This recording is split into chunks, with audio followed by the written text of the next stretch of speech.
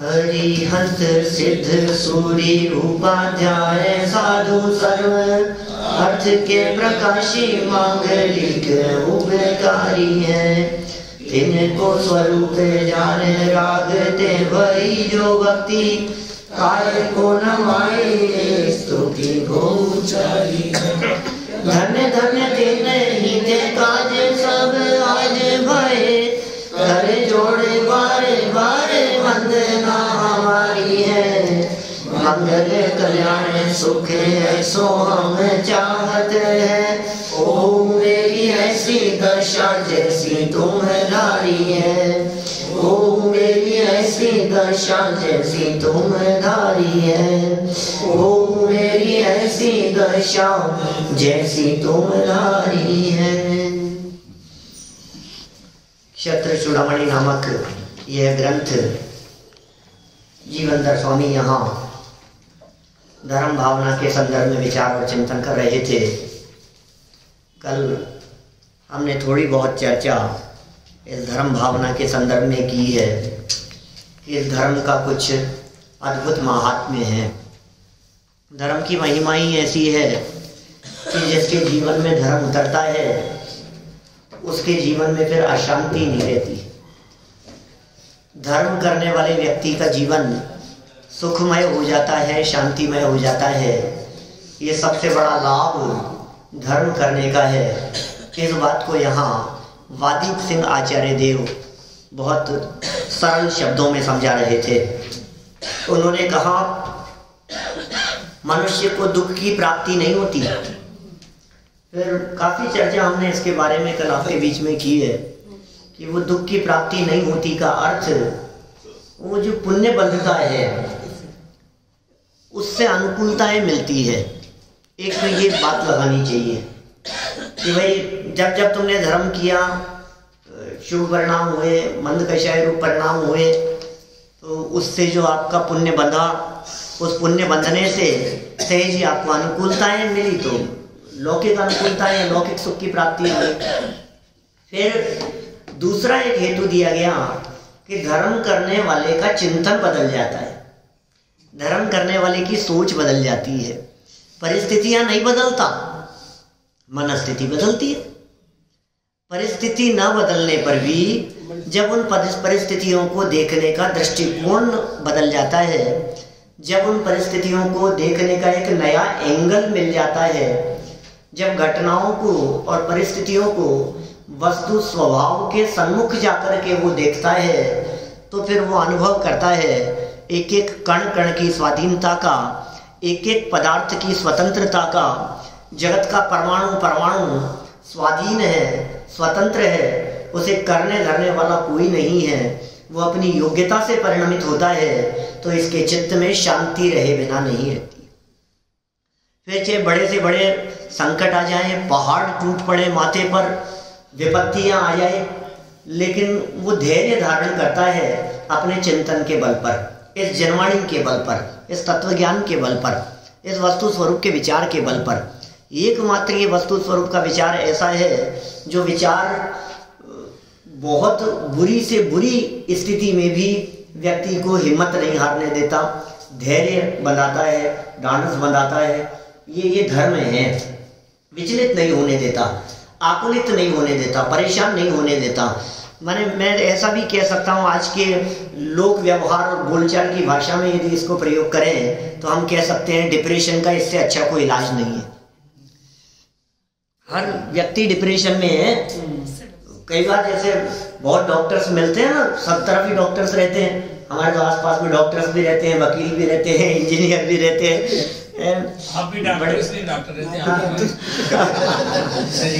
तो सब बड़े बड़े पदों वाले भी सब तरह के लोग मिलते हैं। तो वो कभी चर्चाएं चलती है तो वो कहते हैं पंडित जी दुनिया का हर व्यक्ति डिप्रेशन में, कोई ज्यादा डिप्रेशन में है, कोई कम है, लेकिन कहीं ना कहीं डिप्रेशन तो सबको है। ऐसा होता ही नहीं है। हर व्यक्ति कोई ना कोई बात से लेकर के वो व्यक्ति ग्रसित रहता ही है। और वो बात देखते ही, वो शब्द सुनते ही, वो चर्चा आते ही, वो जो अंदर में तेज वो डिप्रेशन में है, वो स्वाति नहीं है ना वो बात। मुझे इनका नाम, मेरे सामने उनका नाम मत लेना बस। तो इसका मतलब ये है उस नाम को तुम्हारे जो दिमाग में जो है ना कुछ, ये कहीं ना कहीं तुम डिप्रेशन के शिकार हो। मैं नहीं कह रहा हूँ, ये डॉक्टर्स कह रहे हैं। तो हम उनको ये कहते हैं कि भाई जितने व्यक्ति दुनिया में डिप्रेशन में हैं, डिप्रेशन माने क्या होता है? चलो एक बात बतलाओ। अवसाद, तीव्र आकुलता। अरे मतलब ये जन्म कहाँ लेती है डिप्रेशन वाली बीमारी? ये पेट में जन्म लेती है कि हाथ पांव में? दिमाग में, सोच में जन्म लेती है, दिमाग में जन्म लेती है। तो सुनो, ये जो है ना व्याख्यान और ये जनवाणी, ये शरीर का इलाज नहीं करती, ये सोच का इलाज करती है। ये दिमाग का इलाज है, डिप्रेशन भगाने का है, डिप्रेशन से भगाने का है, डिप्रेशन से भगाने का। इतने लोगों के यूट्यूब पर मैसेज आते हैं ना, माइंड ब्लोइंग ऐसा लिख करके आते हैं, दिमाग साफ हो गया, दिमाग हिल गया, ऐसे मैसेज लिख करके आते हैं, विचार बदल गए, सोचने का नजरिया बदल गया। तो भाई इसी के लिए तो है। इसका मतलब अपने जो टोडरमल जी हैं, मोक्ष मार्ग प्रकाशक के दूसरे तीसरे अध्याय में जब वे इलाज करते हैं, वे बार बार कहते हैं हमें पकड़ में आ गई तुम्हारी बीमारी, तुम पकड़ पा रहे हो कि नहीं बीमारी क्या है? यदा बीमारी ये कि ये कहना नहीं मानता, हटाओ इसको। ये नहीं है, ये कहना नहीं मानता है, तो इस बात को समझता क्यों नहीं है कि मानेगा नहीं? यदि तूने इस बात को समझ लिया, स्वीकार कर लिया कि ये कहना मानेगा नहीं, तो काम हो गया। ये बतला रहे हैं यहाँ ये धर्म, समझ में आ रही है बात? कल तो मन्ना लाल जी मेरे से बोले कि वो प्रवचन है ना, रिकॉर्ड करके देना उसको, वहाँ अपने नेवटा में बांटेंगे उसकी कैसेट। आपसे बोले क्या? अच्छा आप निकल गए थे तो बोले मेरे को आज ही का चाहिए प्रवचन। नहीं मेरे को तो रिकॉर्डिंग कैसेट चाहिए, ऐसा बोले। मैंने कहा अरुण जी से बोलना, क्योंकि मैंने कल इस तरह की बातें भी की थी। अभी वो आज मंगलवार है उनके, वो वहाँ काफ़ी भक्त आते हैं क्षेत्र पर, तो वो बात इस तरह की थी कि भाई भगवान की भक्ति से भला होता है, लेकिन मांगना उचित नहीं है। बिना मांगे मिल जाए, बिना मांगे मिल जाए, यही तो करा रहे। कल हमने जो श्लोक कहा था आपको, धर्म करत संसार सुख, धर्म करत निर्वाण, धर्म संसाथे बिना नरतरियंच समान, हमने बारे भावना नहीं बोली। बूधरदास जी के बारे भावना में गजब की लाइनें हैं। क्या लिखा उन्होंने बूधरदास जी ने, बोलो। जाचे सुर तरु दे सुख, चिंतक चिंतारेन, बिन जाचे बिन चिंतये, धर्म सकल सुख दे। भाई याचना का काम नहीं है यहाँ, मांगने का काम नहीं है। तो सब मन में विचार तो करना पड़ेगा, नहीं जरूरत नहीं है, ये धर्म है। धर्म से क्या मिलता है? दादा ने तो बहुत सुंदर लाइनें लिखी है वो हमारे भावना वाली। धर्म ही वह चिंतामणि है, धर्म ही वह कल्प तरु है, नहीं जिसमें याचना, धर्म ही चिंतामणि है, नहीं जिसमें चाहना। ऐसी लाइनें लिखी बहुत सुंदर। तो ये क्या कहा है इन्होंने? आप जानते हैं कल्प वृक्ष क्या होता है? मनोज जी, कल्प वृक्ष क्या होता है? जो मांगो वो मिल जाएगा, जो मांगो वो मिल जाएगा। कल्प वृक्ष खड़े हुए हैं, 10 प्रकार के कल्प वृक्ष होते हैं। आप उनसे जाकर के मांगो, हे कल्प वृक्ष मुझे अच्छे सुंदर कौन से वाले कपड़े चाहिए, वो कुछ क्या अलग अलग आप जो बोलते हो ना, इसका दिखाओ और उसका दिखाओ, ऐसा जो दुकान पर जाकर के कहते हो, है जरी का चाहिए, या काई का चाहिए, जो भी आप जैसा शब्द बोलो, बोले ऐसा है शिफॉन का चाहिए, जॉर्जेट का चाहिए, जो आप, मेरे को शब्द एक भी नहीं बताते, लेकिन सुनते तो रहते हैं ना ऐसे शब्द। तो वो तुरंत वो चीज आपके सामने, आप उससे मांगा और वो आपके पास में आ गया। अभी सुनो मेरी बात। अब कोई व्यक्ति गए यार मैं तो नहीं मांगूंगा यार, मांगना अच्छा नहीं लगता। अब मतलब अब कल्प वृक्ष से मिलेगा कि नहीं मिलेगा? अब बिना मांगे तो कैसे मिलेगा? अब तू बैठा है, अब तू यही सोच करके बैठा है मैं तो कैसे मांगू, मैं तो नहीं मांगूंगा।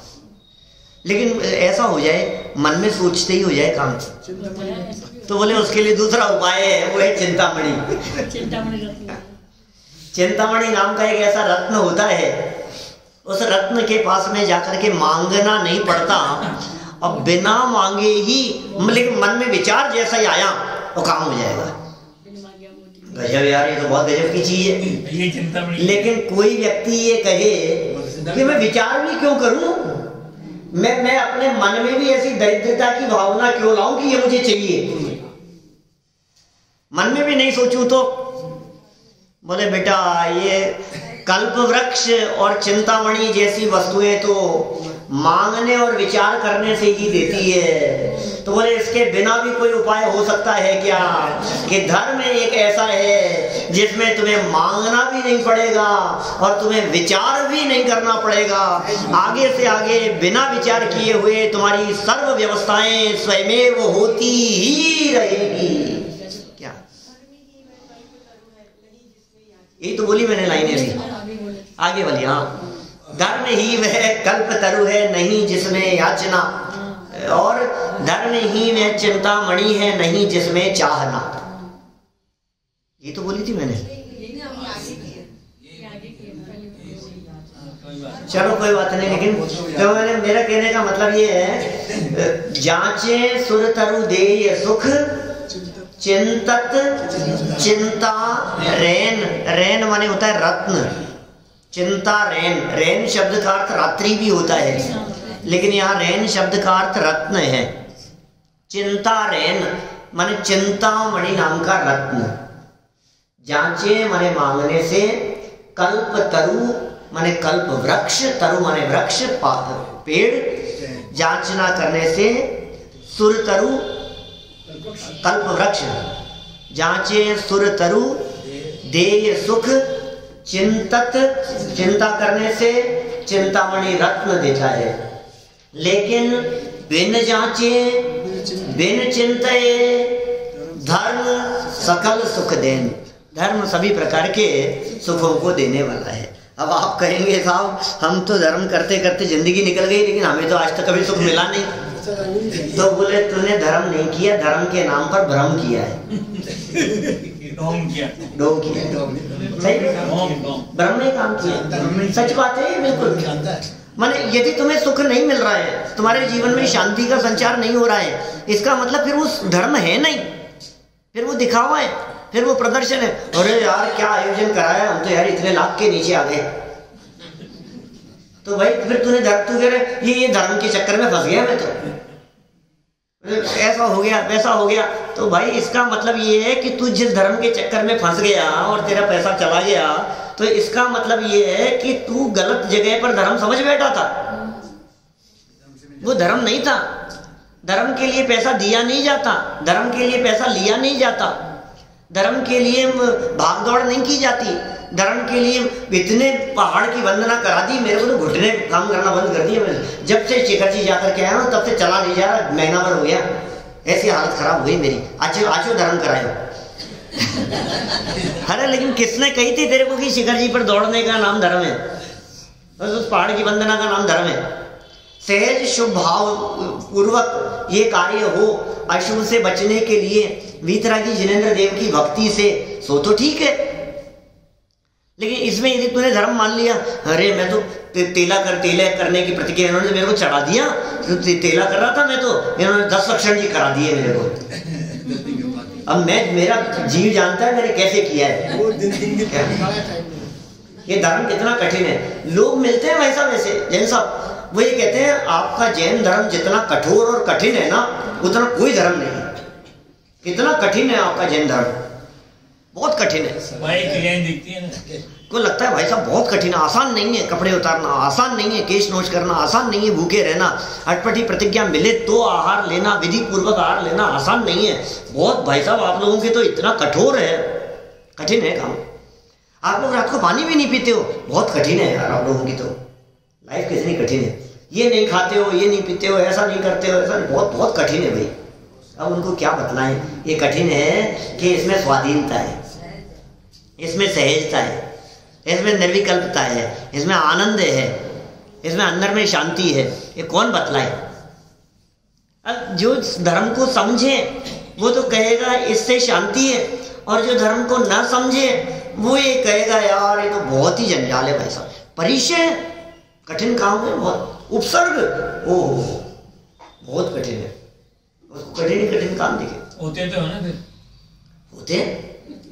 होते कोई बाधा नहीं, परिचय भी होंगे, उपसर्ग भी होंगे, संकट भी आएंगे, विपत्तियां भी आएगी, लेकिन संकट और विपत्तियों के काल में धर्मात्मा ये समझता है कि ये विपत्तियां मेरे ऊपर आती नहीं है, कोई मेरे ऊपर उपद्रव करके दिखाए, करके दिखाओ। जो अपने आप को देह से भिन्न समझ रहा हो उसके ऊपर क्या उपद्रव होगा? सारे संकट शरीर के ऊपर आते हैं, सारी परेशानियां शरीर के ऊपर दिखाई देती है। हाँ, हमें किस बात की परेशानी जब हम शरीर ही नहीं है तो? ये इन्होंने बात कही भाई, विश्वास करते हैं धर्मात्मा का सब। आश्चर्य की बात तो यह है कि धर्मात्मा यही लोक में ही नहीं परलोक में भी सुखी होता है, सर्वत्र। और पापी व्यक्ति, अधर्मात्मा व्यक्ति यहाँ कषायों के वशीभूत होकर के दुख सहा नहीं जा रहा, तकलीफ सही नहीं जा रही और आत्महत्या करके सुखी होना चाहता है, तो तू क्या सोचता है दूसरी जगह जाकर के शांति मिल जाएगी तुझे? तो धर्म के फल में सुख शांति है, कैसे मिल जाएगी? मतलब जिसे यहाँ शांति नहीं है उसे परलोक में शांति कैसे मिलेगी? घर खीर तो बाहर खीर, घर खीर तो बाहर खीर। ये कहाँ से लाते हैं ये सब? देखिए, ये लोक में ही नहीं परलोक में भी सुखी होता है धर्मात्मा व्यक्ति। आगे 80 नंबर का श्लोक है, अंतिम श्लोक है ये 12 भावनाओं के चिंतन का। तवात्मन्नात्मनीनेस्मिन् जैन धर्मेति निर्मले स्थवीयसि रुचिस्ते आधा मुक्तिर्मुक्तिदायिनी। ओ हे आत्मन, जब तक मुक्ति ना हो तब तक आत्मा का हित करने वाले अत्यंत निर्मल इस जैन धर्म में तेरी स्थिर मुक्ति को देने वाली श्रद्धा हुए। क्या? स्थिर मुक्ति को देने वाली तेरी श्रद्धा हुए। कल आ जाएगा शायद यूट्यूब पर, मैंने एक प्रवचन वहां लिया सिंगापुर में, धर्म क्या है। 1 घंटे का प्रवचन सिर्फ यही था, धर्म क्या है। यद्यपि काफ़ी बातें तो वही होती हैं जो अपने आप सुनते रहते हो, वस्तु स्वभाव धम्मो, ऐसी तरह की बातें। ये और भी कई पहलू उसमें उजागर हुए जिसमें धर्म क्या है, इसलिए धर्म भावना की चिंता कर रहे हैं ना, चर्चा कर रहे हैं ना अपन यहाँ। तो धर्म आत्मा का हित करने वाला है। देशयामी समीचीनम धर्मम कर्म निवर्हणम संसार दुख तय सत्वान यो धर्म सुखे। रत्नगर श्रावकाचार्य हम कहते हैं समंत भद्राचार्य देव, जो तुझे उत्तम सुख में ले जा करके धरे उसका नाम धर्म है। धर्म धारण किया जाता है, धार्यति इति धर्म है, जो धारण किया जाए उसका नाम धर्म है। धर्म प्रवृत्ति का नाम नहीं है, बाह्य आचरण का नाम नहीं है, बाह्य क्रिया का नाम नहीं है। ये धर्म कुछ और चीज है, जो अंदर की चीज है। इस धर्म में परतंत्रता नहीं होती, इस धर्म में पराधीनता नहीं होती, इस धर्म में दिखावा नहीं होता। ये धर्म स्वाधीन है, ये धर्म किसी और दूसरे के अधीन नहीं है। कोई दूसरा व्यक्ति किसी क्रिया को करने से हमारे को रोके तो हम धर्म न कर पाए, ऐसी परतंत्रता धर्म में नहीं है। धारण करने की बात समझा देना, माने इतनी परतंत्रता नहीं है कि जिसमें कोई व्यक्ति कहे कि तुम माला नहीं फेर सकते, तोड़ दी तुम्हारी माला को, शास्त्र फाड़ दिए तुम्हारे, अब पढ़ो देखो कैसे पढ़ते हो, हम भी देखें। चश्मा तोड़ दिया तुम्हारा, क्या चश्मा तोड़ दिया तुम्हारा, अब कर लो तुम धर्म कैसे करोगे? तो कोई बात नहीं भैया, मंदिर में जाए तो मंदिर नहीं जा सकते तुम, बैठे रहो घर में, जा नहीं सकते तुम मंदिर नहीं जाओगे, कोई बात नहीं, घर में बैठ के कर लेंगे। बंद कर दिया तुम्हारे को, ताले में बंद कर दिया, अब तो नहीं कर सकते ना। रोटियां नहीं मिलेगी तुम्हारे को, अब करके दिखाओ कैसे करोगे। नमोकार मंत्र बोलेगा नहीं, जवान छीन लेते, एक शब्द नहीं निकलना चाहिए, मुंह के ऊपर पट्टी लगा दी, आंखें बंद कर दी, आंख से देख नहीं सकता, कान में कीलें ठोक दी, बोलो अब नहीं, अब तो धर्म नहीं कर सकता। अब आंखें बंद तेरी, आंखों के ऊपर बांध दी पट्टी, जबान तेरी काट दी गई, कान तेरे फोड़ दिए गए पर्दे, तू कुछ सुन नहीं सकता, कुछ आंखों से देख नहीं सकता, जबान से कुछ बोल नहीं सकता। अब करके दिखा तू कैसे धर्म करेगा, बोलो। बढ़िया होगा इसमें, अब कर सकता है कि नहीं? कर सकता है। अरे ये जो भोगों में रहने वाले व्यक्ति होते हैं, क्या किसी लड़की के पिता ने कह दिया उसे कि आंख उठा करके देखा तो तेरी आंखें फोड़ दूंगा, नाम मत लेना इसका जबान से, निकाल दिया उसको, बंद कर दिया उसको, आंखें फोड़ दी उसकी, कान बंद कर दिए उसके, सब बंद कर दिया। अब बता कि अभी भी मुझे स्पष्ट दिख रही है, कब क्या कर लो। बोलो, ये लिखा आचार्य देव ने श्लोक, स्पष्ट लिखा है, पिहिते कारागारे तमसी चे सूची मुखाग्र दुर्भेदे मई चे निमिलित नयने तथापि कांताननम व्यक्तम। मूल श्लोक में न्याय के शास्त्रों में लिखा है, ज्ञान की पर्याय को कौन रोके। साथ ऐसे जो श्लोक बोला ना मैंने अभी संस्कृत का, इसका अर्थ क्या है? वे कहते हैं, कहां से शुरू किया था? पिहिते कारागारे, बहुत बंद कर दिया गया ऐसे कारागार में, ऐसी जेल में ले जाकर के उसे बंद कर दिया गया। तमसी, जहां अंधकार है, तमस अंधकार है, घना अंधेरा है, और कितना घना अंधेरा है कि सूची मुखाग्र दुर्भेद्य, सूची माने होता है सुई, सूची मुख अग्र दुर्भेद्य, भेदा नहीं जा सकता। माने आप यदि चारों तरफ घूम करके देखो तो कहीं एक सुई की नोक बराबर भी प्रकाश का, रोशनी का, बाहर से कहीं कोई चिलका भी नहीं दिखाई दे रहा, इतना घना अंधकार। हाथ ऐसे करो तो दिखे नहीं, आंखों पे पट्टी बांध दे और कुछ नहीं। तमसी चे सूची मुखाग्र दुर्भेद्य, और मई चे निमिलित नयने, उन्मिलित माने तो खुली हुई, नयन मतलब आंखें, और आंखों को बिल्कुल बंद कर दिया गया है कस के। तथापि कांता माने स्त्री, पत्नी, ऐसा समझो आप, क्यों किसी और की बात करो। कांता आनन कहते हैं मुख को, कांता आननम व्यक्तम, स्पष्ट दिखाई दे रहा है। अब बोल तू क्या बिगाड़ लेगा मेरा, कोई बात नहीं, क्या फिर भी दिख रहा है। अब कह रहे हैं जब वो विषय कषाय में रचे पचे लोगों को अपनी पत्नी का मुख, स्त्री का मुख, बाहर में अनेक प्रकार की यातनाएं देने पर भी, पत्नी के मुख में तो क्यों यातनाएं देगा, प्रेमिका के मुख की बात करनी पड़ेगी आपको, कि जहां उसको देख बहुत यातनाएं दी, नहीं देखते हैं ऐसे, खूब पीटा उसको कि आंख उठा करके मत देखना मेरी लड़की की तरफ, लड़की को बंद कर दिया है। रोजाना मूवीज में इस तरह की घटनाएं रोज दिखाते हैं। अब कर ले क्या करेगा, और लहू लुहान कर दिया उसको, बांध दिया उसको, और फिर भी वो क्या कह रहा है कि फिर भी कोई बात नहीं, तुम बिगाड़ लो कुछ भी। मैं तैयार हूं, मार दो, जब तक मैं जिंदा हूं, क्या तब तक तो है पक्का मजनून। अभी सोचो आप, दुनिया की हालत ऐसी, अरे नहीं होता है ऐसा, घर से निकालने को तैयार है, संपत्ति से बेदखल करने को तैयार है, और वो तैयार है कि हाँ कोई बात नहीं, मुझे नहीं चाहिए आपका पैसा, घर से निकाल देंगे तुम्हें, तो तैयार हो जाता है व्यक्ति, कोई बात नहीं, रह लेंगे हम, जंगल में रह लेंगे, झोपड़ी बना करके रह लेंगे, कहीं भी रह लेंगे यार, लेकिन नहीं चाहिए आपका पैसा, शादी करूंगा तो इसी से करूंगा। अब ऐसी हालत जिसकी हो, अभी हम आपसे कह रहे हैं कि उसके आंख नाक कान निकाल देने के बावजूद भी जैसे दिख रहा है, तो वो व्यक्ति जब कर सकता है, प्रेम कर सकता है इतनी सब संकट आने पर, तो ये धर्मात्मा व्यक्ति, उपसर्ग आ रहे हैं, माथे पे सिगड़ी जल रही है, गरम गरम लोहे के आभूषण पहना दिए गए, आंखें नोच ली गई, घाणी में पेल दिया गया। अब बताओ, अब तो तू धर्म नहीं कर सकता कि बेटा तू देखता रहे और ये देख देव लोग आ गए, केवल ज्ञान की प्राप्ति हो गई, बोलो भगवान बन गया। ये क्या हुआ बताओ तो सही। ये धर्म ये पराधीन नहीं है बिल्कुल भी, स्वाधीन करती है, इतनी स्वाधीन रखती है। बाहर में कुछ भी होता हो, कितने बड़े संकट कुछ भी होता हो, लेकिन अंदर की चीज है ना, मैं मेरी ज्ञान की पर्याय और मेरा ज्ञायक आत्म तत्व। मेरी ज्ञान की पर्याय जो जानने वाली है, जो जानने का काम करने वाली है, और जानने में जिसे आना है वो भी मैं ही हूं। जिसे जानने में आना है उसे कोई ढक नहीं सकता, और जो जानने वाली पर्याय है उसे कोई रोक नहीं सकता। अब कहां परतंत्रता का काम है?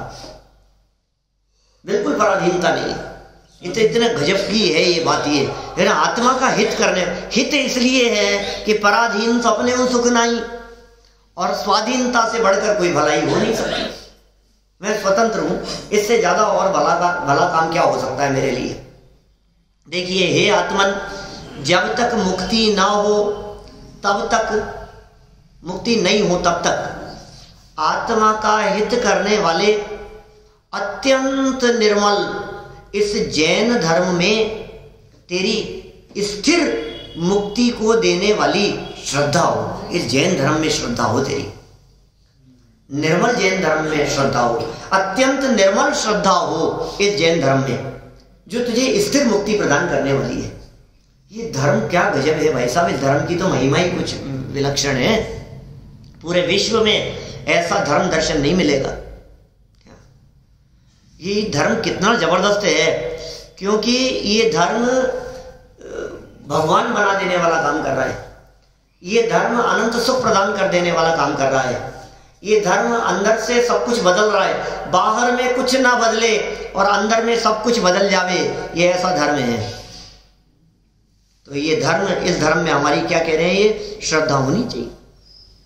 श्रद्धा तो होनी चाहिए भाई सब धर्म में। धर्म में श्रद्धा रखो, धर्म में श्रद्धा रखो। रखते हैं सब, बहुत धर्म में हमारी बहुत श्रद्धा है। कि कितनी श्रद्धा है, इतनी श्रद्धा से कर रहे हैं हम तो। वो कितने 15 सोमवार किए हैं, कि शुक्रवार किए हैं, कि मंगलवार के व्रत किए हैं, बस 15, 25, कितने 12, 18, 28, बस बहुत श्रद्धा है हमारी। तो हमारी पूरी श्रद्धा है। एक बार हमारे व्रत पूरे हो गए ना, फिर तो जरूर शादी हो जाएगी। ये कहता है श्रद्धा है। धर्म में श्रद्धा रखो भाई, धर्म में श्रद्धा रखो। अरे इसका नाम धर्म में श्रद्धा नहीं है, ये तो अश्रद्धा है तुझे। रत्नत्रय उसका नाम श्रद्धा है। सम्यक दर्शन, सम्यक ज्ञान, सम्यक चारित्र, ये जो श्रद्धा है इसमें सम्यक दर्शन, जिसे श्रद्धा की मजबूती कहा गया, श्रद्धा का सम्यकपना कहा गया, ये एक बार स्थिर हो जावे जो मुक्ति प्रदान करने वाली है। देखिए सरल अर्थ, इसलिए हे आत्मन, आत्महितकारक, आत्महितकारक क्या है बोलो? आत्म माने मैं, हित माने भला, कारक माने करने वाला। मेरे लिए भला करने वाला क्या है? डर नहीं है मेरे लिए भला करने वाला। और आपको यहाँ तो सब धर्म की बात कर रहे हैं, धर्म की चल रही है ना, इसलिए सही सही बतलाओ। तेरी भलाई इसी में है कि तू पढ़ ले चुपचाप बैठ के। तेरी भलाई इसी में है कि तू मोबाइल छोड़ दे, अभी पढ़ाई में लग जा। तेरी भलाई इसी में है कि तू दुकान पर बैठना, दुकान पर बैठ करके इधर उधर के काम मत किया कर। तेरे को कह दिया है मैंने। फोन पे लगा रहता है दुकान पर बैठे बैठे, ग्राहक को पूछ रहा, ध्यान ही नहीं है तेरे को। तेरी भलाई इसी में है। दीपेश जी ऐसा उपदेश नहीं देते हम, तेरी भलाई इसमें। बच्चों को ऐसा उपदेश देते रहते हैं ना। ये कह रहे हैं नहीं भाई, तेरी भलाई किसमें है? तो दौलत राम जी कहते हैं, आत्म को हित है सुख, सो सुख आकुलता बिन कहिए। आकुलता शिव माही न ताते, शिव मगला यो चाहिए। बोलो, आत्मा का हित सुख प्राप्त करने में है। और सुख कहाँ है? कि आकुलता के बिना है। तो आकुलता कहाँ नहीं है? कि आकुलता तो मोक्ष में नहीं है। तो फिर करें क्या? कि तुझे मोक्ष के मार्ग में लग जाना चाहिए। क्या चढ़ा में चलाएंगे सब अपन 9 तारीख को, ठीक है ना?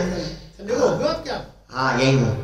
देखो क्या कह रहे हैं अपन, क्या कह रहे हैं यहाँ, हे आत्मन आत्महितकारक अत्यंत निर्मल इस जैन धर्म में जब तक मुक्ति की प्राप्ति नहीं होती तब तक तुम्हारी अटल श्रद्धा बनी रहे। विशेषार्थ पढ़ते हैं। बंदर बंदरी और वनपाल, इनको तो भूल ही गए अपन पिछले महीने भर में। कहानी तो यहीं से चल रही थी। जीवेंद्र कुमार को सारे 12 भावना का विचार विकल्प चिंतन तो यहीं से चला। और देखो सच बात है, जब तक कोई बड़ी घटना जीवन में नहीं घटती है ना, तब तक ये व्यक्ति सोचने के लिए मजबूर नहीं होता है। कोई अचानक कोई घटना घट जाए ऐसी, सबके जीवन में कोई ना कोई ऐसी घटना घटी होगी, माने जिस घटना ने अचानक प्रेरित किया होगा कि यार अब चलो कोई बात नहीं। जब कोई शरण नहीं दिखती है तो फिर ये जीव धर्म की शरण पकड़ता है, धर्म की राह पकड़ता है। जब तक इसको दूसरा कोई उपाय दिखता रहे तब तक तो सोचता है नहीं नहीं वकील से काम चलाऊंगा, नहीं नहीं डॉक्टर से काम चलाऊंगा, नहीं नहीं इससे अरे अभी कहाँ फुर्सत है यार, मेरे पास में फालतू की बात मत करो आप। दुकान में आग लग गई थी, जब तक दूसरी व्यवस्थाएं इंश्योरेंस की व्यवस्थाएं हो सकती है तब तक तो करता है, और जब लगे कुछ भी नहीं हो सकता फिर सोचता है यार भगवान के पास जाके देख लो, क्या पता इससे कुछ काम हो जाए। अंतिम उपाय के रूप में स्वीकार करता है। दुकान में ऐसी परिस्थिति बन गई और फिर किसी व्यक्ति ने आकर के कहा कि सुन यार एक उपाय है, तू एक बार मंदिर चल, तुझे पता नहीं है उस मंदिर में कई बार कई चमत्कार हुए हैं, बड़े मंदिर में। हाँ हाँ तू एक बार चल के तो देख। तो व्यक्ति को लगता है थोड़ा करके देख लो, कोई बात नहीं। किसी के घर में जवान मौत हो जाए तो करके देख लो, थोड़ा सा उसका बुद्धि लगती है कि हाँ यार चलना चाहिए यार, करना चाहिए, कोई बात नहीं, क्या करो, सब आसान लगने लगता है। ऐसी कोई दुर्घटना घट जाए, ऐसी कोई परिस्थिति बन जाए तो तब जाकर के धर्म सुहाता है। कोई ऐसा दृश्य देखने को मिल जाए, आंखों के सामने किसी की हत्या हो जाए, हम हमारा तो परिचित नहीं था लेकिन दृश्य ऐसा देख लिया, घटना ही ऐसी देख ली हमने कि जिसे देखने के बाद में अब ऐसा लगता है कि यार ये तो कुछ भी किसी के साथ भी हो सकता है। उसने गोली मारी मेरे आंखों के सामने, वो मर गया और मैं वहीं था और बगल से निकला था मैं, और मेरे भी लग सकती थी, और ये ऐसा झटका लग गया इसको कि ये तो घबराहट होने लग गई। ऐसा धर्म कर लो थोड़ा बहुत, नहीं तो जीवन कभी भी पूरा हो सकता है।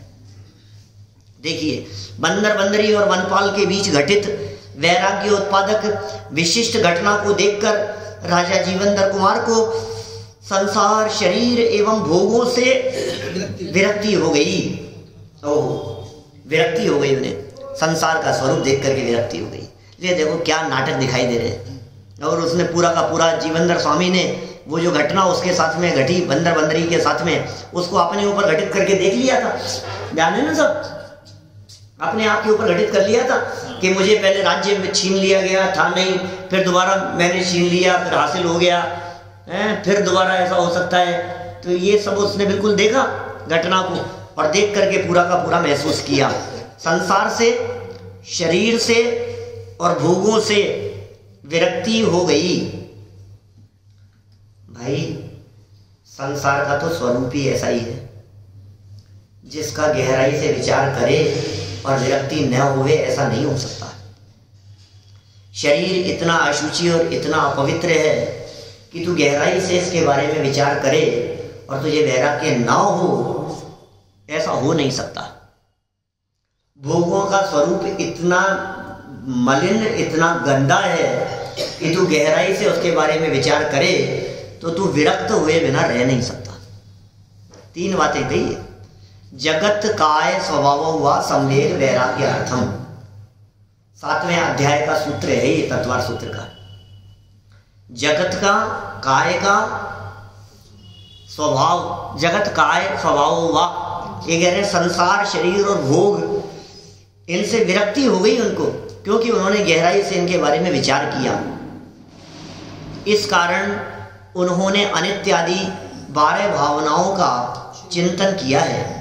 11वें स्तंभ के श्लोक क्रमांक 29 से लेकर श्लोक 80 तक कितने श्लोक हो गए? 52 हो गए,